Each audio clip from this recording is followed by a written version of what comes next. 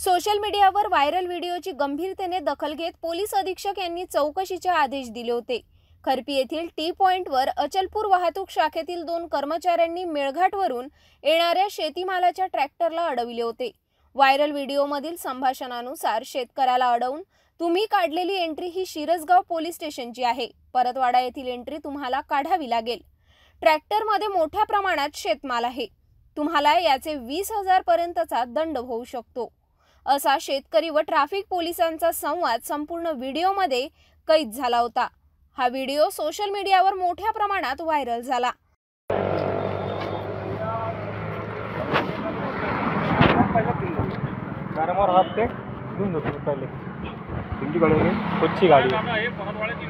मैं दादा बैरामाल डेली देतो, बैरामाले खुद म्हणते परतवाड्याची एंट्री होय, बैरामाले म्हणते परतवाड्याची एंट्री होय।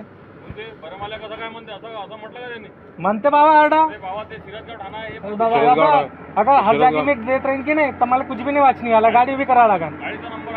हाँ बराबर है, पूरा कंप्लीट है, गाड़ी कागज वागज समजा कंप्लीट है। नवी गाड़ी है, बीमा इन्शुरन्स काय दाखव सांगा।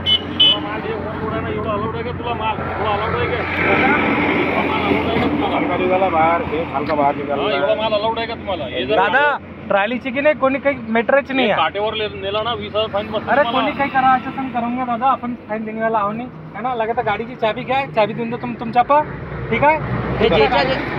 जेचा माल आहे की नाही तो कुठ बसला सांगा।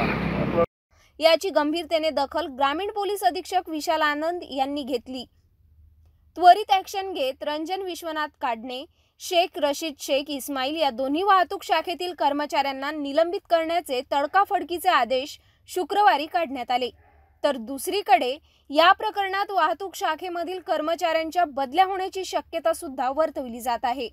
मेळघाट व मध्य प्रदेशवरून मोठ्या प्रमाणात शेतकरी अचलपूर कृषी उत्पन्न बाजार समिती येथे आपल्या शेतमाल विकण्याकरिता वाहनाच्या माध्यमातून आणत असतात। त्यांना नाहक त्रास देत असल्याचा व्हिडिओ सोशल मीडियावर व्हायरल झाला।